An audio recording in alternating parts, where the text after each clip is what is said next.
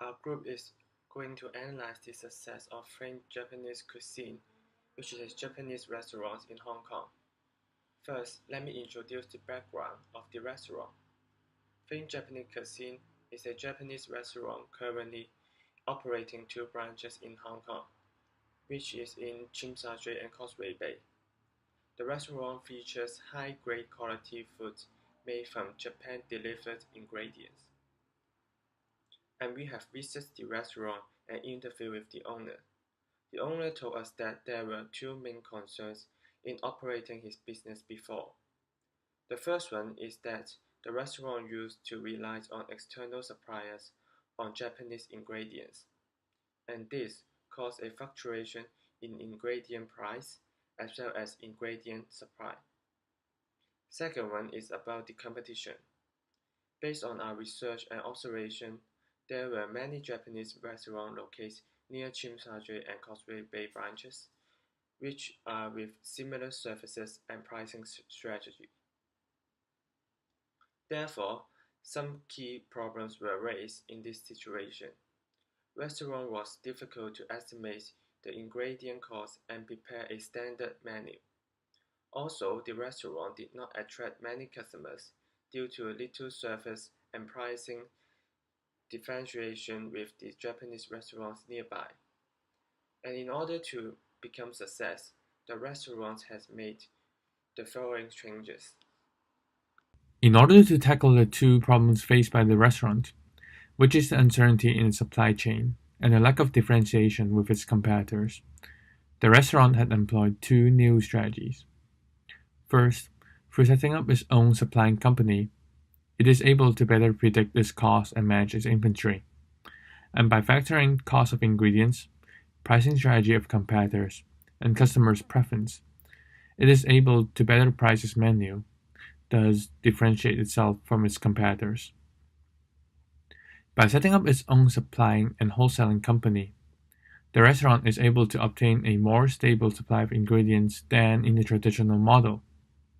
Also, through purchasing its ingredients directly from suppliers, the restaurant is able to gain more information and perform better system to judgment, thus able to more accurately predict the lead time of its ingredients, therefore reducing the lead time required in ordering its ingredients.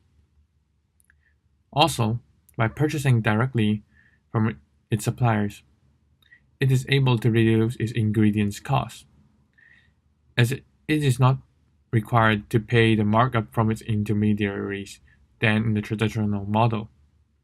Also, by reducing the lead time, it is able to reduce the storage costs of its ingredients, as it would not be required to purchase and store as much ingredients with a shorter lead time.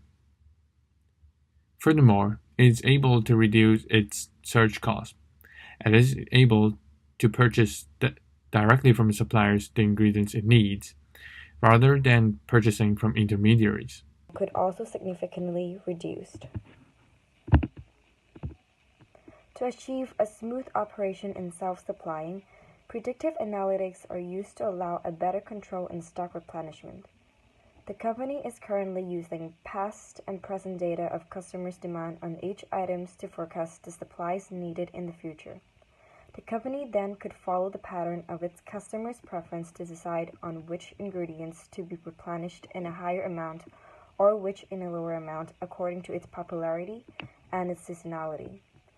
An example of this would be predicting the replenished amount of sea urchin. Sea urchin are best to be consumed from August to September.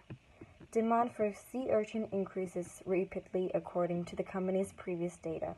Hence, the company would replenish more sea urchin than the amount they usually would reordered by the end of July for better preparation of the increase in demand during August to September. Using predictive analytics helps the company to limit the stocks to an appropriate level according to their customers' demand, thus reduce storage cost and obsoletes. Apart from the quality of food, pricing of the menu is another critical factor when customers are choosing which restaurant to go to. So the pricing decision is highly correlated with the popularity and hence the success of the restaurant. To start off, Let's look at this equation. Price equals to cost plus markup. As we've mentioned cost in previous slides, in our following discussion, we'll focus more on the markup and ways to formulate the optimal price so that combining the raw cost and the markup, the restaurant is able to offer a more competitive price.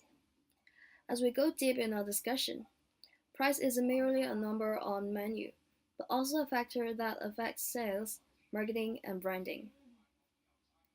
For example, if a certain item is priced higher than competitors nearby or does not suit the customer's budget, customer is likely to go to some other restaurants.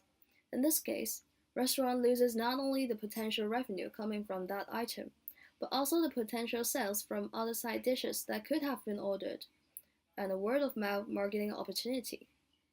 Or when an item is priced too low, even if extra flow of customers can compensate for the lower margin, it poses issues about branding of the restaurant, and it may become something like Yoshinoya, a low-priced Japanese chain restaurant that has been criticized for lacking the sincerity in providing quality food.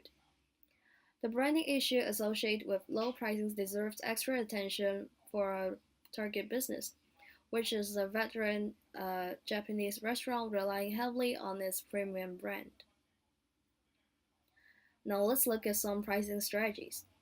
To set a price that does not deviate too much from its competitors, the most direct way the restaurant has taken is to price match the competitors that are of similar branding. Here, the restaurant is applying system-wide thinking, simply matching whatever the competitors offers. By price matching the competitor's menu, the restaurant can reach a reasonable profit while preventing its competitors from undercutting it and bringing away a lot of customers. But then, the customers may be indifferent about which restaurant to go to. To further decide if the restaurant should always price match, next step is to take a reasonable proxy for the customer's maximum willingness to pay. One tool that the restaurant can use is the linear programming model, an optimization analytical method to decide the appropriate price. The restaurant can collect data on consumers' willingness to pay in the daily operation and research on restaurants with few sites, like OpenRice. After that, it can correlate price with the total profit and identify the function that describe the relationship. Finally, the restaurant can get the solutions by running the program in software. In this way, the restaurants can maximize total profits by using objective decision method. Another way to increase margin is to slightly alter customers' maximum willingness to pay. To achieve this, the company has adopted an anchoring trap to take advantage of consumers' preference for smaller left digits. To take advantage of customers' preference, the restaurant also uses psychological pricing method. As we can see from the menu, most of the prices of the digits ends with the number 8 instead of rounding up to the nearest 10. This pricing method makes use of the customer's intuition on the price, so that customers will tend to be anchored to the digits on the left and pay less attention to the ones digit.